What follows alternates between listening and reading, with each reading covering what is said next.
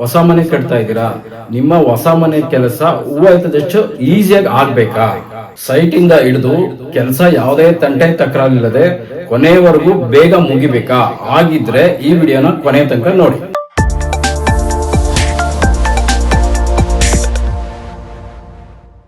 ನಮಸ್ಕಾರ ವೀಕ್ಷಕರೇ, ದೈವಾರಾಧನೆ ವಾಸ್ತು ಚಾನಲ್ಗೆ ಸ್ವಾಗತ. ಇವತ್ತು ಮತ್ತೊಂದು ವಿಷಯನ ತಗೊಂಡ್ಬಂದಿದ್ದೀನಿ. ಇದು ಸಾಮಾನ್ಯವಾಗಿ ಎಲ್ಲರಿಗೂ ಅಂತ ವಿಷಯ, ಹಾಗಾಗಿ ಈ ವಿಡಿಯೋನ ಪೂರ್ತಿ ನೋಡಿ. ಏನಪ್ಪ ಇವತ್ತಿನ ವಿಷಯ ಅಂದರೆ, ತುಂಬ ಜನ ಮನೆ ಕಟ್ಟಬೇಕು ಅಂತ ಆಸೆ ಪಡ್ತೀರಾ, ಕನಸು ಕಾಣ್ತೀರಾ, ನನ್ನ ಅರಮನೆ ಅಂತೆಲ್ಲ ತಿಳ್ಕೊತೀರಾ. ನೀವು ಎಷ್ಟು ಸ್ಪೀಡಾಗಿ ಕೆಲಸನ ಸ್ಟಾರ್ಟ್ ಮಾಡ್ತೀರಿ, ಅದು ಅಷ್ಟೇ ಸ್ಪೀಡಾಗಿ ಕೆಲಸ ನಿಂತು ಹೋಗ್ಬಿಡುತ್ತೆ. ಅದಕ್ಕೆ ನಾನಾ ಕಾರಣಗಳಿರ್ತವೆ. ಆ ಕಾರಣಗಳನ್ನ ನಾನು ಇವತ್ತು ನಿಮಗೆ ತಿಳಿಸ್ಕೊಡ್ತಾ ಹೋಗ್ತೀನಿ. ಈ ವಿಡಿಯೋನ ಕೊನೆ ತನಕ ನೋಡಿ. ಮೊದಲನೇದಾಗಿ ತುಂಬ ಜನ ಎಲ್ಲಿ ತಪ್ಪು ಮಾಡ್ತಾರೆ ಅಂದರೆ, ನಾವು ಸೈಟ್ನ ಸೆಲೆಕ್ಟ್ ಮಾಡ್ತೀರಿ. ಅದು ಸೈಟ್ ಇರ್ಬೋದು ಅಥವಾ ಜಾಗ ಇರ್ಬೋದು. ಆ ಜಾಗನ ಸೆಲೆಕ್ಟ್ ಮಾಡುವಾಗ ತಪ್ಪು ಮಾಡ್ತಾರೆ. ಏನಪ್ಪ ಅಂದರೆ, ಉತ್ತರ ವಾಯುವ್ಯ ಉತ್ತರಕ್ಕೆ ಬೆಳೆದಿರುತ್ತೆ ಅಥವಾ ಪೂರ್ವ ಆಗ್ನೇಯ ಪೂರ್ವಕ್ಕೆ ಬೆಳೆದಿರುತ್ತೆ. ಇದು ಎರಡೂ ಬೆಳೆದಾಗ ಏನಾಗುತ್ತೆ, ನಮಗೆ ತುಂಬ ಅನುಕೂಲಸ್ಥರಾದ್ರೂ ಮನೆ ಕೆಲಸ ಮಾಡೋದಕ್ಕೆ ಬಿಡಲ್ಲ. ನೀವು ಎಷ್ಟೇ ಸ್ಪೀಡ್ ಆದ್ರೂ ಅದು ಸ್ಲೋ ಮಾಡ್ತಾನೆ ಬರ್ತದೆ.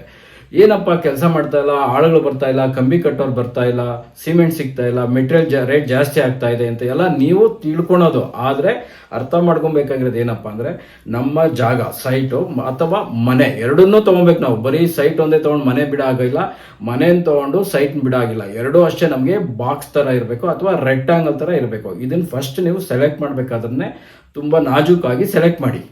ಫಸ್ಟ್ ನಾವು ಮನೆ ಕಟ್ಟೋಂಥ ಜಾಗನ ಶುದ್ಧ ಮಾಡಬೇಕು. ಭೂಮಿ ಶುದ್ಧ ಮಾಡ್ತಿದ್ದು ಮನೆ ಕಟ್ಟೋದು ತುಂಬ ತಪ್ಪದು. ಹಾಗಾಗಿ ನಾವು ಭೂಮಿ ಶುದ್ಧನ ಯಾವ ರೀತಿ ಮಾಡಬೇಕು ಅಂತ ನಾನು ವಿಡಿಯೋ ಮಾಡಿದ್ದೀನಿ. ಆ ವಿಡಿಯೋ ನೋಡಿದಾಗ ನಿಮಗೆ ಭೂಮಿ ಶುದ್ಧ ಮಾಡೋದು ಯಾವ ರೀತಿ ಅಂತ ಗೊತ್ತಾಗುತ್ತೆ. ಅದನ್ನ ಬಳಸ್ಕೊಂಡು ನೀವು ಮನೆ ಕಟ್ಟೋಂಥ ಜಾಗನ ಫಸ್ಟ್ ಶುದ್ಧ ಮಾಡ್ಕೊಳ್ಳಿ. ಎರಡನೇ ಕೆಲಸ ಏನಪ್ಪಾ ಅಂದರೆ, ನಾವು ಫಸ್ಟ್ ಈ ಮನೆ ಕೆಲಸ ಸ್ಟಾರ್ಟ್ ಮಾಡೋದಕ್ಕಿಂತ ಮುಂಚೆ ಮನೆಯವರೆಲ್ಲ ಕುತ್ಕೊಂಡು ಅಪ್ಪ ಅಮ್ಮ ಗಂಡ ಹೆಂಡತಿ ಮಕ್ಕಳು ಎಲ್ಲಾರನ್ನೂ ಗಣನೆಗೆ ತೊಗೊಬೇಕು. ಯಾಕೆಂದರೆ ಒಬ್ಬೊಬ್ರಿಗೂ ಆಸೆ ಇರುತ್ತೆ, ನನ್ನ ರೂಮ್ ಈ ಥರ ಇರಬೇಕು, ಮನೆ ಯಜಮಾನಮ್ಮಗೆ ಅಡುಗೆ ಮನೆ ಈ ಥರ ಇರಬೇಕು, ಯುಟಿಲಿಟಿ ಯಾವ ರೀತಿ ಇರಬೇಕು, ಅವ್ರಿಗೆಲ್ಲ ಒಂದೊಂದು ಕನಸಿರುತ್ತೆ. ಹಾಗಾಗಿ ಎಲ್ಲರನ್ನೂ ಗಮನಕ್ಕೆ ತೊಗೊಂಡು ನೀವು ಫಸ್ಟ್ ಏನು ಬೇಕು ಏನು ಬೇಡ, ಅವಶ್ಯಕತೆ ಎಷ್ಟಿದೆ, ನಮ್ಮ ಆಜು ಬಾಜು ಏನೇನಿದೆ ಅದನ್ನೆಲ್ಲ ಗಮನದಲ್ಲಿ ತೊಗೊಂಡು ನೀವು ಆಮೇಲೆ ಆರ್ಕಿಟೆಕ್ಟ್ ಹತ್ರ ಹೋಗಬೇಕು. ಆರ್ಕಿಟೆಕ್ಟ್ಗೆ ಹೇಳ್ಬೇಕು ನೀವು, ಸರ್ ನಮಗೆ ವಾಸ್ತುಗೆ ಬೇಕು, ವಾಸ್ತು ಕೊಡಿ ಅಂತ. ಅವರು ಬೇಸಿಕ್ ಮಾತ್ರ ಕೊಡ್ತಾರೆ. ಆಗ ನೀವು ನಮ್ಮನ್ನ ಅದರಲ್ಲಿ ಅಳವಡಿಸ್ಕೊಬೇಕು. ವಾಸ್ತುವ್ರನ್ನ ಮತ್ತೆ ಆರ್ಕಿಟೆಕ್ಟ್ನ ಇಬ್ಬರನ್ನು ಮಿಂಗಲ್ ಮಾಡಿದಾಗ ನಿಮಗೆ ಒಂದು ಒಳ್ಳೆ ಪ್ಲಾನ್ ಸಿಗುತ್ತೆ. ಅದನ್ನ ತಗೊಂಡು ನಾವು ನೆಕ್ಸ್ಟ್ ಭೂಮಿ ಪೂಜೆನ ಸ್ಟಾರ್ಟ್ ಮಾಡಬೇಕು. ಮೂರನೇ ತಪ್ಪು ಮಾಡೋದು ಏನಪ್ಪ ಅಂದ್ರೆ, ಫಸ್ಟ್ ನೀವು ಸಂಪನ್ನ ಮಾಡ್ಬಿಡ್ತೀರಾ. ಮನೆ ಕೆಲಸ ಸ್ಟಾರ್ಟ್ ಮಾಡಬೇಕು, ನೀರು ಬೇಕು ಅಂತ ಸಂಪನ್ನ ಸ್ಟಾರ್ಟ್ ಮಾಡ್ತೀರಾ. ದಯವಿಟ್ಟು ಯಾರು ಮಾಡಬೇಡಿ. ಫಸ್ಟ್ ಏನಪ್ಪಾ ಅಂದ್ರೆ, ನಮ್ಮ ಮನೆ ಪಿಂತ್ ಲೆವೆಲ್ಗೆ ಬರಬೇಕು. ಅದಾದ್ಮೇಲೆ ನಮಗೆ ಕಾಂಪೌಂಡ್ ಫೈನಲ್ ಆದ್ಮೇಲೆ ನಾವು ಸಂಪನ್ನ ಮಾರ್ಕ್ ಮಾಡೋಕ್ಕಾಗೋದು. ಅದು ಬಿಟ್ಬಿಟ್ಟು ನೀವು ಫಸ್ಟ್ ಸ್ಟಾರ್ಟಿಂಗ್ಗೆ ಸಂಪ್ ಮಾಡಿದಾಗ ಅದು ವಾಸ್ತುಕ್ಕೆ ಬರಲ್ಲ. ಅದರಿಂದ ನಾನಾ ತೊಂದರೆಗಳನ್ನ ಅನುಭವಿಸ್ಬೇಕಾಗುತ್ತೆ. ಈಗ ನಾನೊಂದು ಕನ್ಸ್ಟ್ರಕ್ಷನ್ ನಡೀತಾ ಇರೋ ಬಿಲ್ಡಿಂಗ್ ಇದೆ, ಆ ವಿಡಿಯೋನು ನಿಮ್ಗೆ ಮಾಡಿ ತೋರಿಸ್ತೀನಿ. ಅದು 3 ಫ್ಲೋರ್ ಬಿಲ್ಡಿಂಗ್ ಕೆಲಸ ಮುಗ್ದಿದೆ. ಅವ್ರು ಸಂಪ್ ಮಾಡಲಿಲ್ಲ. ಏನಕ್ಕೆ ಅಂದರೆ, ಅವ್ರದ್ದು ಬೌಂಡ್ರಿ ಇನ್ನೂ ಸರ್ವೆ ಆಗಲಿಲ್ಲ.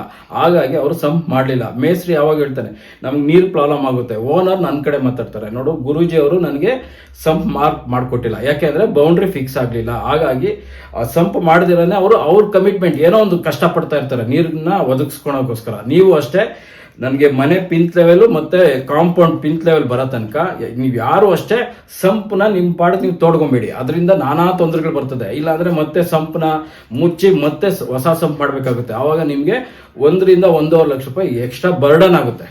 ನಾಲ್ಕನೇದಾಗಿ, ನಾವು ಮನೆ ಕಟ್ಟೋಂಥ ಜಾಗ ದಕ್ಷಿಣಕ್ಕೆ ಪಶ್ಚಿಮಕ್ಕೆ ಭೂಮಿ ಡೌನ್ ಇದ್ರೆ ಆ 2 ಕಡೆ ಫಸ್ಟ್ 4 ಅಡಿ ಕಾಂಪೌಂಡ್ ರೈಸ್ ಮಾಡ್ಕೋಬೇಕಾಗುತ್ತೆ. ಆ ಕಾಂಪೌಂಡ್ ಮಾಡಬೇಕಾದ್ರೆ ನಮಗೆ ಉತ್ತರಕ್ಕೆ ಮತ್ತೆ ಪೂರ್ವಕ್ಕೆ ಖಾಲಿ ಜಾಗ ಜಾಸ್ತಿ ಇರಬೇಕು. ಯಾವಾಗ ಖಾಲಿ ಜಾಗ ಜಾಸ್ತಿ ಇರುತ್ತೆ ನಮ್ಮ ಮನೆಗೆ ಗಾಳಿ ಬೆಳಕು ಚೆನ್ನಾಗಿ ಬರುತ್ತೆ. ಯಾವಾಗ ಗಾಳಿ ಬೆಳಕು ಚೆನ್ನಾಗಿ ಬರುತ್ತೆ ಅಲ್ಲಿ ನಿಮಗೆ ಆಲ್ಮೋಸ್ಟ್ ವಾಸ್ತುಗೆ ಬಂತು ಅಂತಾನೆ ಅರ್ಥ. ನಾಲ್ಕನೇದೇನಪ್ಪ ವಿಷಯ ಅಂದರೆ, ನಾವು ಒಂದು ಒಳ್ಳೆ ದಿನನ ನೋಡಿ ಮನೆನ ಕೆಲಸ ಸ್ಟಾರ್ಟ್ ಮಾಡಬೇಕು. ಅದು ಯಾವ ರೀತಿ ಸ್ಟಾರ್ಟ್ ಮಾಡಬೇಕಾದ್ರೆ ನೋಡ್ರಿ, ಪೂರ್ವ ಪಶ್ಚಿಮ ಉತ್ತರ ದಕ್ಷಿಣ ಈಶಾನ್ಯ ಆಗ್ನೇಯ ವಾಯುವ್ಯ ನೈಋತ್ಯ. ಮನೆ ಕೆಲಸ ಫಸ್ಟ್ ನಾವು ಪಾಯ ತೋಡ್ತೀರಿ ಅಥವಾ ಕಾಲಮ್ ಬಾಕ್ಸ್ಗೆ ಹಳ್ಳ ತೋಡ್ತೀರಲ್ವಾ, ಅದು ಯಾವ ರೀತಿ ಮಾಡಬೇಕಪ್ಪ ಅಂದರೆ, ಫಸ್ಟ್ ತೋಡೋ ಅಂಥದ್ದು ಈಶಾನ್ಯದಲ್ಲಿ ಫಸ್ಟ್ ಕೆಲಸ ಸ್ಟಾರ್ಟ್ ಆಗಬೇಕು. ಈಶಾನ್ಯದಲ್ಲಿ ನಾವು ಪಾಯನ ತೋಡ್ಕೊಂಡು ನೋಡಿ, ಈಶಾನ್ಯದಿಂದ ಆಗ್ನೇಯ ಕಡೆಗೆ ನಾವು ಪಾಯನ ತೊಡ್ಕೊಂಡ್ಬರ್ಬೇಕು. ಅದೇ ರೀತಿ ಈಶಾನ್ಯದಿಂದ ವಾಯುವ್ಯಕ್ಕೆ ನಾವು ಪಾಯನ ತೊಡ್ಕೊಂಡ್ಬರ್ಬೇಕು. ಅವಾಗ ನಮ್ಗೆ ಏನಾಗುತ್ತೆ, ಉತ್ತರ ಮತ್ತೆ ಪೂರ್ವ ಭಾಗ ಡೌನ್ ಆಗುತ್ತೆ, ದಕ್ಷಿಣ ಮತ್ತೆ ಪಶ್ಚಿಮ ಭಾಗ ಹೈಟ್ ಇರುತ್ತೆ. ಅವಾಗ ನಮಗೆ ಕೆಲಸ ಸ್ಪೀಡ್ ಜಾಸ್ತಿ ಇರುತ್ತೆ. ಇದಾದ್ಮೇಲೆ ನಾವು ಅಗ್ನಿ ಮೂಲೆಯಿಂದ ನೈಋತ್ಯ, ವಾಯುವ್ಯದಿಂದ ನೈಋತ್ಯಕ್ಕೆ ತೋಡ್ಕೊಂಡ್ಬರ್ಬೇಕು. ಈಗ ಏನಾಯ್ತು, ನಮಗೆ ಈಕ್ವಲ್ ಶೇರ್ ಆಯ್ತು. ನೆಕ್ಸ್ಟ್ ನಾವೇನು ಸ್ಟಾರ್ಟ್ ಮಾಡಬೇಕು, ಗೋಡೆ ಕಟ್ಟಕ್ಕೆ ಅಥವಾ ಕಾಲಮ್ ಬಾಕ್ಸ್ ರೈಸ್ ಮಾಡೋದಕ್ಕೆ ಫಸ್ಟ್ ನೈಋತ್ಯದಿಂದ ಸ್ಟಾರ್ಟ್ ಮಾಡಬೇಕು. ಎಲ್ಲರೂ ಈಶಾನ್ಯದಲ್ಲಿ ಸ್ಟಾರ್ಟ್ ಮಾಡ್ಬಿಡ್ತಾರೆ ಗೋಡೆ ಕಟ್ಟೋದಕ್ಕೆ, ಕಾಲಮ್ ಬಾಕ್ಸ್ ರೈಸ್ ಮಾಡೋದಕ್ಕೆ. ಅವಾಗ ಏನಾಗುತ್ತೆ, ನೈಋತ್ಯ ವೆಯ್ಟ್ ಕಡಿಮೆ ಆಗ್ತದೆ, ಡೌನ್ ಆಗ್ತದೆ. ಈಶಾನ್ಯ ಎತ್ತರ ಆಗಿ ಭಾರಾಗಿ ಕೆಲಸ ಸ್ಲೋ ಆಗ್ತದೆ ಅಥವಾ ಕೆಲಸ ನಿಂತೋಗುತ್ತೆ. ನಾವು ಮನೆ ಕೆಲಸ ತೋಡೋದನ್ನ ಸ್ಟಾರ್ಟ್ ಮಾಡೋದು ಈಶಾನ್ಯದಿಂದ ಸ್ಟಾರ್ಟ್ ಮಾಡಿ, ಮನೆ ಕಟ್ಟೋದನ್ನ ನೈಋತ್ಯದಿಂದ ಸ್ಟಾರ್ಟ್ ಮಾಡಬೇಕು. ಈ ನೈಋತ್ಯದಲ್ಲಿ ಕಾಲಮ್ ಬಾಕ್ಸ್ ರೈಸ್ ಮಾಡಿ ಗೋಡೆನ ದಕ್ಷಿಣದಿಂದ ಆಗ್ನೇಯ ಕಟ್ಕೊಂಡ್ಬರ್ಬೇಕು. ಅದೇ ರೀತಿ ನೈಋತ್ಯದಿಂದ ಪಶ್ಚಿಮದಿಂದ ವಾಯುವ್ಯ ಕಟ್ಕೊಂಡ್ಬರ್ಬೇಕು. ಆಮೇಲೆ ಇದು ಉತ್ತರದಿಂದ ಈಶಾನ್ಯ, ಇದು ಅಷ್ಟೇ ಆಗ್ನೇಯದಿಂದ ಈಶಾನ್ಯಕ್ಕೆ ಬಂದು ನಮಗೆ ಮನೆ ಒಂದೇ ಲೆವೆಲ್ ಆಗಿ ನಿಂತ್ಕೊಬೇಕು. ನೀವು ಒಂದು ವಿಷಯನ ತಿಳ್ಕೊಳ್ಳಿ, ಏನಪ್ಪ ಅಂದರೆ ಮನೆ ಕಟ್ಟಕ್ಕೆ ಎಲ್ಲರಿಂದನೂ ಆಗಲ್ಲ. ಅದು ಯೋಗ ಇರಬೇಕು, ತಂದೆ ತಾಯಿ ಆಶೀರ್ವಾದ ಇರಬೇಕು, ದೇವರ ಅನುಗ್ರಹ ಇದ್ದಾಗ ಮಾತ್ರನೇ ನಾವು ಮನೆ ಕಟ್ಟಕ್ಕಾಗೋದು. ಹಾಗಾಗಿ ನಾವು ಕಟ್ಟೋಂಥ ಮನೆಯಲ್ಲಿ ನಾವು ಜೀವನ ಮಾಡ್ತೀರಿ, ನಮ್ಮ ಮಕ್ಕಳಿರ್ತಾರೆ, ಮೊಮ್ಮಕ್ಕಳಿರ್ತಾರೆ, ಎಲ್ಲರೂ ಇರ್ತಾರಲ್ವಾ. ಈಗಿರುವಾಗ ನಾವು ಎಷ್ಟು ಜಾಗರೂಕತೆ ಆಗುತ್ತೋ ಅಷ್ಟು ಹುಷಾರಾಗಿ ನಾವು ಮನೆ ಪ್ಲಾನನ್ನು ಮಾಡಿಸಿ ಮನೆ ಕೆಲಸನ ಸ್ಟಾರ್ಟ್ ಮಾಡಬೇಕು. ನಾನು ಏನಕ್ಕೆ ಈ ಮಾತು ಹೇಳ್ತಾ ಇದ್ದೀನಿ ಅಂದರೆ, ತುಂಬ ಜನ ಏನು ಮಾಡ್ತಾರೆ ಅಂದರೆ ಮೇನ್ ಡೋರ್ನ ಈಶಾನ್ಯದಲ್ಲಿ ಕೊಟ್ಬಿಡ್ತಾರೆ. ಸರ್ ಮೇನ್ ಡೋರು ಉಚ್ಚ ಸ್ಥಾನದಲ್ಲಿ ಕೊಟ್ಟಿದ್ದೀನಲ್ವಾ, ಏನು ಎಲ್ಲ ಮುಗ್ದೋಯ್ತಲ್ವಾ, ಕ್ಲಿಯರ್ ಅಲ್ವಾ ಅಂತ ಕೇಳ್ತಾರೆ. ಆದರೆ ಇಲ್ಲಿ ಸಮಸ್ಯೆ ಏನಪ್ಪಾ ಅಂದರೆ, ಈಗ ಸುಮಾರು ಜನ ಈ ಟಾಯ್ಲೆಟ್ ರೂಮ್ ಇರುತ್ತಲ್ವಾ, ಈ ಟಾಯ್ಲೆಟ್ ರೂಮ್ಗೆ ನಾರ್ತ್ ವೆಸ್ಟ್ ಉತ್ತರ ವಾಯುವ್ಯದಲ್ಲಿ ಬಾಗಿಲು ಕೊಡ್ತಾರೆ. ಈ ಬಾತ್ರೂಮ್ಗೂ ನೋಡ್ಬೇಕಾ ಸರ್ ಅಂತಾರೆ. ಯಾಕೆ ನೋಡಬಾರ್ದು? ಈಗ ನಾವು ಅದೇ ಲೇಬರ್ ಕೊಟ್ಟಿರ್ತೀರಿ, ಅದೇ ಸಿಮೆಂಟು, ಅದೇ ಮರಳು, ಎಲ್ಲ ಅದೇ ಬಾಗಿಲು. ಇಲ್ಲಿ ಇಟ್ಟಿರೋ ಬಾಗಿಲು ಇಲ್ಲಿರೋದಕ್ಕೆ ಏನಾಗುತ್ತೆ, ಇದರಿಂದ ನಮಗೆ ಸಾಲಗಾರನಾಗಿ ಮಾಡೋಗ್ತದೆ. ಮನೇಲಿ ಇರ್ತಕ್ಕಂಥ ಹೆಣ್ಮಕ್ಳು ಕೇಸ್ ಆಗ್ತಾರೆ ನಮ್ಮ ಮೇಲೆ. ಇದೇ ಬಾಗಿಲು ಇಲ್ಲಿ ಇಟ್ಬಿಟ್ರೆ ಮುಗ್ದೋಯ್ತು. ಬಾತ್ರೂಮ್ಗೂ ನೋಡ್ಬೇಕು, ಬರೀ ನಾವು ಮೇನ್ ಡೋರ್ ಮಾತ್ರ ಉಚ್ಚ ಸ್ಥಾನದಲ್ಲಿ ಕೊಟ್ಬಿಟ್ಟು ಬಾತ್ರೂಮ್ನ ಡೋರ್ ಎಲ್ಲಂದ್ರೂ ಕೊಡಂಗಿಲ್ಲ. ಬಾತ್ರೂಮ್ ಆದ್ರೂ ಅಷ್ಟೇ, ಮೇನ್ ಡೋರ್ ಆದ್ರೂ ಅಷ್ಟೇ. ಆ ರೂಮ್ಗೆ 4 ಕಾರ್ನರ್ ಬಂದ್ಮೇಲೆ ಉಚ್ಚ ಯಾವುದು, ನೀಚ ಸ್ಥಾನ ಯಾವುದು ಅಂತ ಅರ್ಥ ಮಾಡ್ಕೊಳ್ಳಿ. ಕೊಡೋದೇ ಉಂಟಂತೆ ಒಳ್ಳೆ ಉಚ್ಚ ಸ್ಥಾನದಲ್ಲಿ ಕೊಡಿ. ಅದೇ ರೀತಿ ತುಂಬಾ ಜನ ಇನ್ನೇನ್ ಮಾಡ್ತಾರೆ ಅಂದ್ರೆ, ಈ ಮಾಸ್ಟರ್ ಬೆಡ್ರೂಮ್ ಇರುತ್ತಲ್ವಾ ನೋಡಿ, ಇಲ್ಲಿ ಪೂರ್ವ ಆಗ್ನೇಯದಲ್ಲಿ ಬಾಗಿಲು ಕೊಟ್ಬಿಡ್ತಾರೆ. ಯಾವಾಗ ಈ ಪೂರ್ವ ಆಗ್ನೇಯದಲ್ಲಿ ಬಾಗಿಲು ಕೊಡ್ತಾರೋ ಟೆನ್ಷನ್ ಜಾಸ್ತಿ, ಬೆಂಕಿಯಿಂದ ಅಪಘಾತ. ನೀವು ಬರೀ ಬಾತ್ರೂಮ್ ಅಂತ ಮಾತ್ರ ತಿಳ್ಕೊಂತೀರಾ. ಎಷ್ಟೋ ಜನ ಬಾತ್ರೂಮಲ್ಲಿ ಬಿದ್ದು ಕೈ ಕಾಲು ಮುರ್ಕೊಂಡಿರೋರಿದ್ದಾರೆ, ಪ್ರಾಣ ಹೋಗಿರೋರಿದ್ದಾರೆ. ಬಾತ್ರೂಮ್ ಅಂದ್ಬಿಟ್ಟು ನಾವು ಅದನ್ನ ಕೇರ್ಲೆಸ್ ಮಾಡಬಾರ್ದು. ಪ್ರತಿಯೊಂದು ರೂಮನ್ನು ನಾವು ಇಂಪಾರ್ಟೆಂಟ್ ತೊಗೊಬೇಕು. ನಾವು ಹೆಂಗ್ ಲಿವಿಂಗ್ ಏರಿಯಾ ತೊಗೊಂತೀರಿ, ಅಡುಗೆ ಮನೆ ತೊಗೊಂತೀರಿ, ರೂಮ್ ಹೆಂಗ್ ಬರ್ಬೇಕಪ್ಪ ಅಂತ ಕನ್ಸ್ಕೊಂತೀರಿ, ಅದೇ ರೀತಿ ಬಾತ್ರೂಮ್ಗಾದ್ರೂ ಅಷ್ಟೇ ಉಚ್ಚ ಸ್ಥಾನ ಅಂದಮೇಲೆ ಉಚ್ಚ ಸ್ಥಾನದಲ್ಲೇ ಬಾಗಿಲು ಬರಬೇಕು. ನೀವು ನೀಚ ಸ್ಥಾನದಲ್ಲಿ ಕೊಟ್ಟರೆ ಅದ್ರ ರಿಸಲ್ಟ್ ನೀವು ಅನ್ಭವಿಸಕ್ಕೆ ರೆಡಿ ಇರಬೇಕು. ಮತ್ತೆ ಕಿಟಕಿ ಮತ್ತೆ ಬಾಗಿಲುಗಳಿಗೆ ಕುತ್ತು ಬರಬಾರ್ದು. ಅದನ್ನ ಗಮನದಲ್ಲಿ ಇಟ್ಕೊಂಡು ಮಾಡ್ಕೊಳ್ಳಿ. ನಾನು ಹೋಗೋಂಥ ಸೈಟಲ್ಲಿ 60ರಿಂದ 70% ಜನ ನಮಗೆ ವಿಂಡೋ ಮತ್ತೆ ಡೋರು, ಲಿವಿಂಗ್ ಏರಿಯಾ ಏನೇನೋ ಕೂತ್ಗಳು ಇಟ್ಕೊಂಡ್ಬಿಟ್ಟಿರ್ತೀರಾ. ಯಾಕೆ ಇಟ್ಕೊಂತೀರಾ? ವರ್ಕೌಟ್ ಮಾಡಿ. ಮನೆ ಕಟ್ಟಕ್ಕೆ ಮೊದಲು ತುಂಬಾ ಅದ್ರ ಬಗ್ಗೆ ವರ್ಕೌಟ್ ಮಾಡಿ ಮನೆ ಕೆಲಸನ ಸ್ಟಾರ್ಟ್ ಮಾಡಬೇಕು. ಮತ್ತೆ ನಾವು ಮನೆ ಕೆಲಸ ಸ್ಟಾರ್ಟ್ ಮಾಡಿದಾಗ ಉತ್ತರದಿಂದ ಗಾಳಿ ಬೆಳಕು ನಮ್ಮ ಮನೆ ಒಳಗಡೆ ಜಾಸ್ತಿ ಬರಬೇಕು. ಅವಾಗ ನೀವು ಮನೇನು ತುಂಬಾ ಚೆನ್ನಾಗಿ ಕಟ್ಕೊಂತೀರಾ, ಕಟ್ಟಕ್ಕೆ ಅದು ಬಿಡುತ್ತೆ. ಆ ಮನೆಗೆ ಹೋದ್ಮೇಲೆ ನೀವು ತುಂಬಾ ಅಭಿವೃದ್ಧಿ ಕಾಣ್ತೀರಾ. ಈ ರೀತಿ ಮನೆ ಕೆಲಸನ ನೀವು ಸ್ಟಾರ್ಟ್ ಮಾಡಿದಾಗ ಯಾವುದೇ ಕಾರಣಕ್ಕೂ ಮನೆ ಕೆಲಸ ಅರ್ಧಕ್ಕೆ ನಿಲ್ಲಲ್ಲ. ನಿಮಗೆ ಸುಲಭವಾಗಿ ಕೆಲಸನ ಮಾಡೋಕ್ಕಾಗುತ್ತೆ.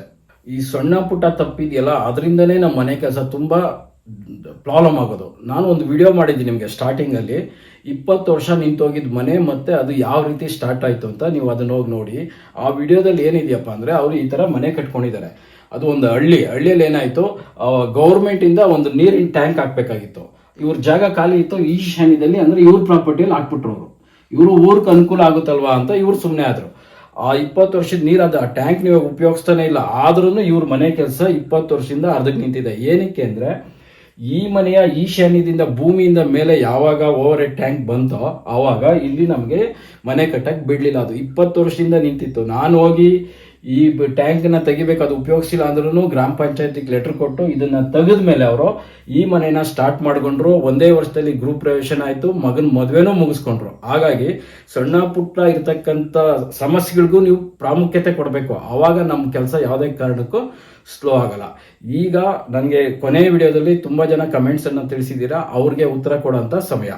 ರಾಜೇಂದ್ರ ಅನ್ನೋರು ಒಂದು ಪ್ರಶ್ನೆ ಕೇಳಿದ್ದಾರೆ. ಸರ್, ನಮ್ಮದು ನಾರ್ತ್ ಫೇಸಿಂಗ್ ಮನೆ ಇದೆ, ವಾಯುವ್ಯದಲ್ಲಿ ಬೋರ್ವೆಲ್ ಇದೆ, ಏನು ಮಾಡಬೇಕು ಅಂತ. ಸರ್ ನೋಡಿ, ಖಂಡಿತವಾಗೂ ನೀವು ಅದನ್ನು ತೆಗೆಸಲೇಬೇಕಾಗುತ್ತೆ. ಇಲ್ಲ ಅಂದರೆ ಆರೋಗ್ಯ ಸಮಸ್ಯೆ ನಮಗೆ ಖಂಡಿತ ಬರೋದಂತೂ 100% ಬಂದೇ ಬರುತ್ತೆ. ರಾಮಕೃಷ್ಣಯ್ಯ ಅನ್ನೋರು ಒಂದು ಪ್ರಶ್ನೆನ ಕೇಳಿದ್ದಾರೆ. ಸರ್, ಯುಟಿಲಿಟಿ ಬೇರೆ ಶಿಂಕ್ ಬೇರೆನಾ ಅಂತ. ನೋಡಿ ಸರ್, ಅಡುಗೆ ಮನೆಯಲ್ಲಿ ಇಲ್ಲಿ ಶಿಂಕ್ ಬರುತ್ತಲ್ವಾ, ಇದನ್ನ ನಾವು ಶಿಂಕ್ ಅಂತ ತೊಗೊಂತಿರ್ ಲೆಕ್ಕ. ಯುಟಿಲಿಟಿ ಅಂದರೆ ಈ ಅಗ್ನಿ ಮೂಲೆಯಲ್ಲಿ ತೊಗೊತಾರೆ. ಪೂರ್ತಿ ಒಂದು ರೂಮ್ನೇ ನಾವು ಯುಟಿಲಿಟಿ ಅಂತ ಮಾಡಿದಾಗ ಅದು ಸಪ್ರೇಟ್, ಯುಟಿಲಿಟಿನೇ ಬೇರೆ, ಶಿಂಕೆ ಬೇರೆ, ಎರಡು ಒಂದೇ ಆಗೋದಿಲ್ಲ. ಮೋನಿಶಾ ಅನ್ನೋರು ಒಂದು ಪ್ರಶ್ನೆನ ಕೇಳಿದ್ದಾರೆ, ಸರ್ ಬಾಡಿಗೆ ಮನೆ ನಾವು ನೋಡ್ಬೇಕಾದ್ರೆ ಏನೇನು ಗಮನದಲ್ಲಿ ಇಟ್ಕೊಬೇಕು ಅಂತ. ಫಸ್ಟ್ ಏನಪ್ಪಾ ಅಂದ್ರೆ, ನಿಮ್ಮ ಹೋಗ್ತಕ್ಕಂಥ ಮನೆ ಅಥವಾ ಸೈಟು ಸ್ಕ್ವೇರ್ ಇರೋ ತರ ನೋಡ್ಕೊಳ್ಳಿ. ಸ್ಕ್ವೇರ್ ಅಥವಾ ರೆಕ್ಟ್ಯಾಂಗಲ್ ಬಾಕ್ಸ್ ತರ ಇರಬೇಕು. ಇದಾದ್ಮೇಲೆ ನಮಗೆ ಮೆಟ್ಲುಗಳು ಎಲ್ಲೆಲ್ಲಿ ಬರಬೇಕು ಅಂತ ಹೇಳಿದೀನಿ, ಆ ವಿಡಿಯೋ ಇದೆ, ಅದನ್ನ ನೋಡಿಕೊಂಡು ನೆಕ್ಸ್ಟ್ ನಾವು ಬಾಡಿಗೆ ಮನೆ ಹೋಗ್ಬೇಕಾದ್ರೆ ಆ ಮನೆ ಸ್ಕ್ವೇರ್ ಆಗಿರ್ಬೇಕು. ನಾರ್ತ್, ಉತ್ತರ ಮತ್ತೆ ಪೂರ್ವದಿಂದ ಮ್ಯಾಕ್ಸಿಮಮ್ ಗಾಳಿ ಬೆಳಕು ಬರಬೇಕು. ಆ ಮನೆ ಸ್ಕ್ವೇರ್ ಆಗಿದ್ದಾಗ ನಾವು ಆ ಮನೆಗೆ ಹೋದಾಗ ಎಲ್ಲಾ ಭಾಗಕ್ಕೂ ನಾವು ನ್ಯಾಯನ ಒದಗಿಸ್ದಂಗಾಗುತ್ತೆ.